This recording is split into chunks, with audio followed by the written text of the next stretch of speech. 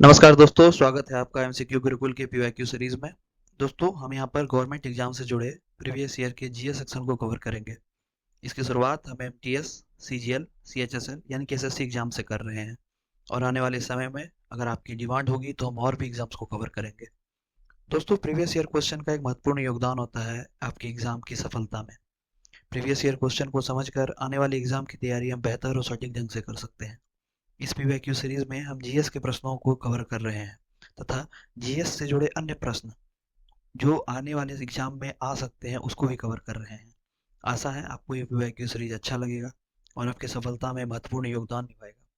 दोस्तों, अगर आपको हमारा ये वीडियो पसंद आता है तो चैनल को सब्सक्राइब करें, लाइक का बटन दबाएं और अपने दोस्तों के साथ इसे शेयर करें। तो दोस्तों, आइए चलते हैं हमारे पहले प्रश्न पर।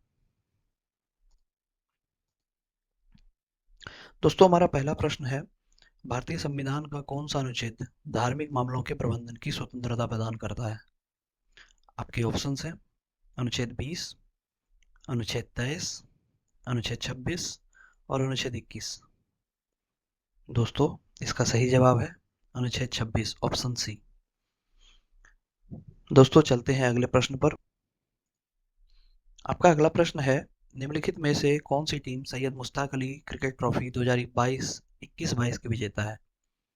आपके ऑप्शंस हैं बड़ौदा, उत्तर प्रदेश, कर्नाटक और तमिलनाडु। मैं फिर से रिपीट कर रहा हूँ, आपके ऑप्शन हैं बड़ौदा, उत्तर प्रदेश, कर्नाटक और तमिलनाडु। दोस्तों, इसका सही जवाब है तमिलनाडु। दोस्तों, हम आपसे यहाँ पर एक और प्रश्न पूछ रहे हैं जिसका जवाब हम इस वीडियो के अंत में देंगे। ये प्रश्न इसी प्रश्न से जुड़ा हुआ है और हो सकता है कि आने वाले एग्जाम में वो प्रश्न किसी न किसी एग्जाम में आपसे पूछ लिया जाए। तो प्रश्न ये है कि निम्नलिखित में से कौन सी टीम सैयद मुश्ताक अली ट्रॉफी 2022-23 की विजेता है? आपके ऑप्शन है बड़ौदा, उत्तर प्रदेश, मुंबई और तमिलनाडु। आपके ऑप्शंस हैं बड़ौदा, उत्तर प्रदेश, मुंबई और तमिलनाडु। तो दोस्तों, इस प्रश्न का जवाब हम आपको इस वीडियो के अंत में देंगे। आइए चलते हैं अगले प्रश्न के ऊपर। दोस्तों, अगला प्रश्न है, भारत में सेंट्रल बैंक डैश में बना था, अर्थात किस ईस्वी में बना था? आपके ऑप्शंस हैं 1935, 1937, 1942 और 1940। दोस्तों, इसका सही आंसर है ऑप्शन ए, 1935। भारत में सेंट्रल बैंक 1935 ईस्वी में बना था। इससे जुड़ा एक महत्वपूर्ण बात जो आपको आने वाले एग्जाम में जरूरी हो सकता है या आने वाले एग्जाम में आ सकता है, वो है कि वर्तमान में टोटल 34 नेशनलाइज्ड बैंक है। वर्तमान में टोटल 34 नेशनलाइज्ड बैंक है, जिसमें 12 गवर्नमेंट सेक्टर के बैंक हैं और 22 प्राइवेट सेक्टर के बैंक हैं। इन सब तथ्यों को याद रखें दोस्तों। हो सकता है कि ये प्रश्न आपके लिए किसी न किसी एग्जाम में सिलेक्शन का कारण बन जाए। चलते हैं अगले प्रश्न के ऊपर। अगला प्रश्न है, 1590 में मथुरा के पास वृंदावन के गोविंद देव मंदिर का निर्माण किस पत्थर बलुआ पत्थर से किया गया था? आपके ऑप्शन हैं लाल, काले, पीले और सफेद। दोस्तों, इसका सही जवाब है लाल बलुआ पत्थर। आइए देखते हैं हमारा अगला प्रश्न क्या है। हमारा अगला प्रश्न है, समीर भारत की लोकसभा का चुनाव लड़ना चाहता है, वह किस उम्र में ऐसा कर सकता है? अर्थात लोकसभा चुनाव लड़ने की सदस्यता की उम्र न्यूनतम सीमा क्या है?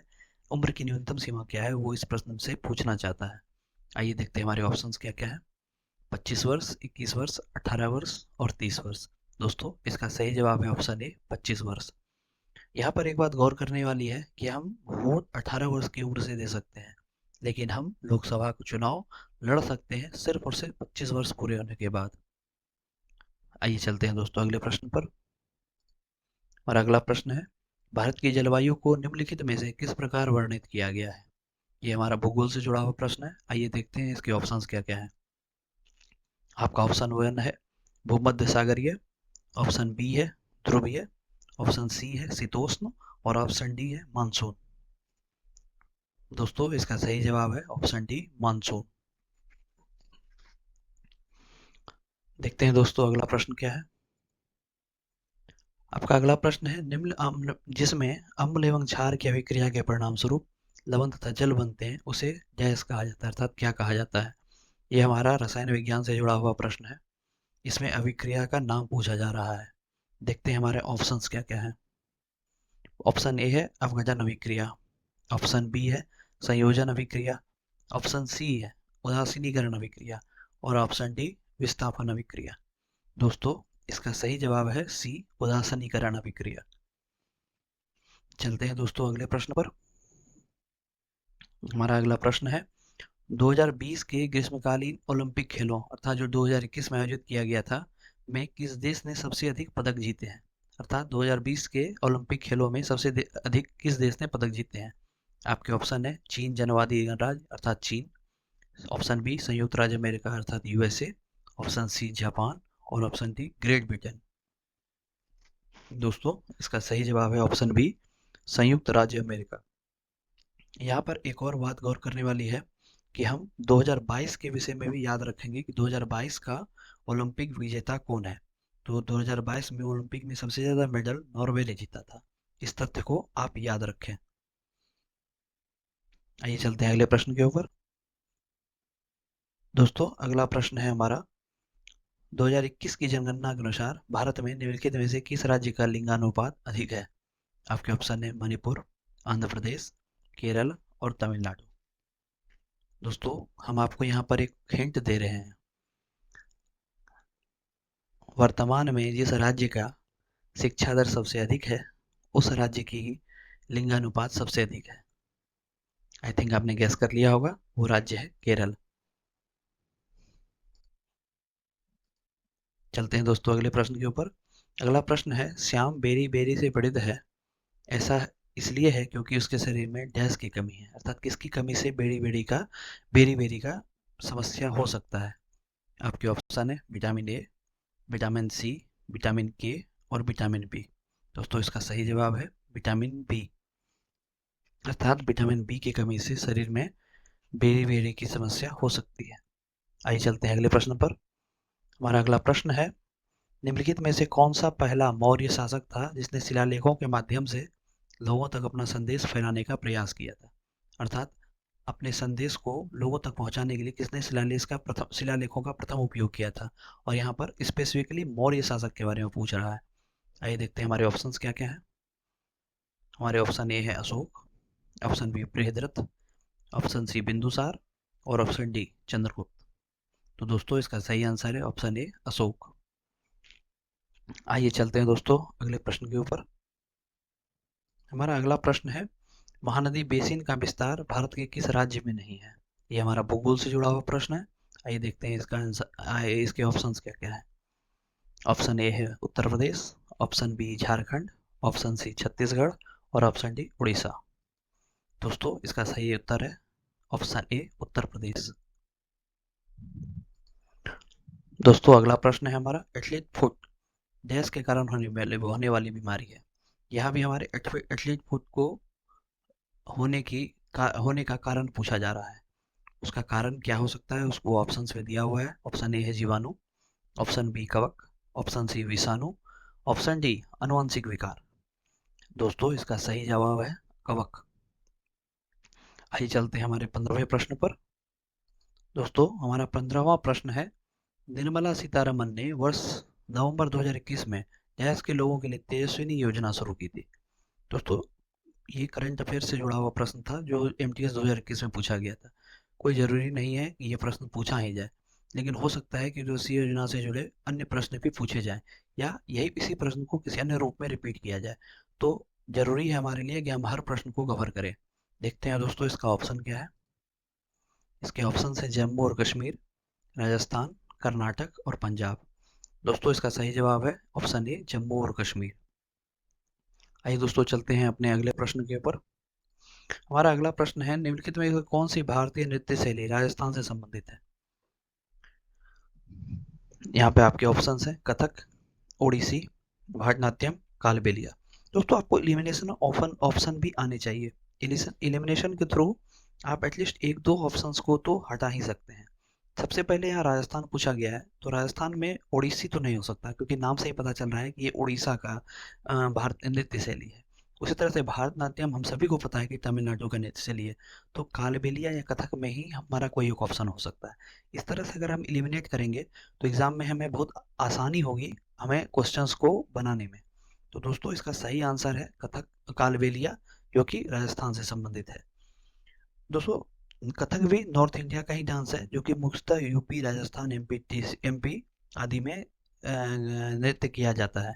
लेकिन स्पेसिफिकली यहाँ राजस्थान से संबंधित प्रश्न पूछा गया था, इसलिए कालबेलिया इसका सही जवाब है। आइए दोस्तों चलते हैं अगले प्रश्न के ऊपर। हमारा प्रश्न है, पुस्तक द इमॉर्टल्स ऑफ मेलुहा किसके द्वारा लिखी गई है, अर्थात द इमॉर्टल्स ऑफ मेलुहा के राइटर के बारे में पूछा जा रहा है। तो इसके राइटर कौन हो सकते हैं? ऑप्शन बी है, ये है अरविंद नडिग, ऑप्शन बी है अमीश त्रिपाठी, ऑप्शन सी है सलमान रुश्दी और ऑप्शन डी है रस्किन बॉन्ड। तो दोस्तों इसका सही जवाब है ऑप्शन बी अमीश त्रिपाठी। चलते हैं दोस्तों अगले प्रश्न के ऊपर। हमारा अगला प्रश्न है, निम्नलिखित में से कौन मिस यूनिवर्स 2021 की विजेता थी?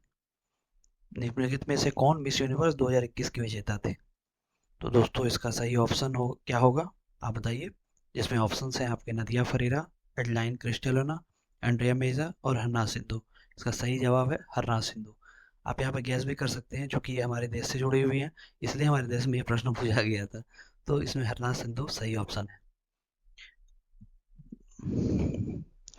दोस्तों अगला प्रश्न है, निम्नलिखित में से कौन भारत की अंतिम जीवित धीर नर्तक हैं जिन्हें 2022 में पद्मश्री से सम्मानित किया गया? अर्थात पद्मश्री से 2022 में किन नर्तकी को सम्मानित किया गया है जो जिंदा है?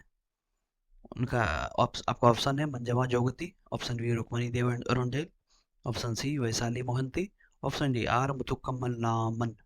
साउथ का नाम पढ़ने में वैसे भी थोड़ी परेशानी होती है, तो हमें मैनेज कर लेते हैं। तो दोस्तों इसका सही जवाब है आर मुथुक्कन्नामल। आइए चलते हैं दोस्तों अगले प्रश्न के ऊपर। हमारा अगला प्रश्न है, निम्नलिखित में से कौन सा रेशेदार फसल का उदाहरण है? आपके ऑप्शन है, option A coffee, option B रबड़, ऑप्शन सी सन हेम्प और ऑप्शन डी आम। दोस्तों इसका सही जवाब है ऑप्शन सी सन हेम्प। आइए चलते हैं दोस्तों अगले प्रश्न के ऊपर। मेहरुन्निसा ने सम्राट जहांगीर से किस ईस्वी में शादी की थी? आपके ऑप्शन है 1611, 1602, 1603 और 1620। दोस्तों यहाँ ऑप्शंस इतने करीबी हैं कि आपको गैस करना बहुत कठिन होगा, तो ऐसे प्रश्नों का आपको सटीक जानकारी होना आवश्यक है। तो इसका सही ऑप्शन है 1611 ईस्वी। आइए चलते हैं दोस्तों अगले प्रश्न पर, जो कि हमारा 22वां प्रश्न है। 22वां प्रश्न है, उस्ताद जाकिर हुसैन मुख्य रूप से किस वाद्य यंत्र से संबंधित है? आई थिंक एसएससी ने 1 नंबर 2 नंबर को विद्यार्थी को मुफ्त में दिया है ऐसे प्रश्नों को ला करके। इसके आंसर किसी को पता होगा। तो चलते हैं इसके ऑप्शंस में, संतूर, बांसुरी, तबला और हारमोनियम। दोस्तों इसका सही आंसर है तबला। आइए चलते हैं हमारे 23वें प्रश्न पर। उत्तर प्रदेश में जमींदारी व्यवस्था को किस स्वतंत्रता सेनानी ने समाप्त किया था? उन्होंने, और जिन्हें 1955 में गृह मंत्री के रूप में मनोनीत किया गया था। तो इसका सही आंसर होगा गोविंद वल्लभ पंत। दोस्तों हमारा अगला प्रश्न है, निम्नलिखित सभी भारतीय स्वतंत्रता सेनानियों में से किसके अतिरिक्त अन्य सभी को मार्च 1931 23 मार्च 1931 को लाहौर साजिश मामले में फांसी की सजा दी गई? आपके ऑप्शन है भगत सिंह, सुखदेव, महात्मा गांधी और राजगुरु। सबसे पहली बात, स्वतंत्रता सेनानी में महात्मा गांधी तो आएंगे नहीं, क्योंकि ये शांतिवादी दल से थे। तो आपके ऑप्शन बचते हैं भगत सिंह, सुखदेव और राजगुरु। तो किसे फांसी नहीं दी गई थी, आप बताएं।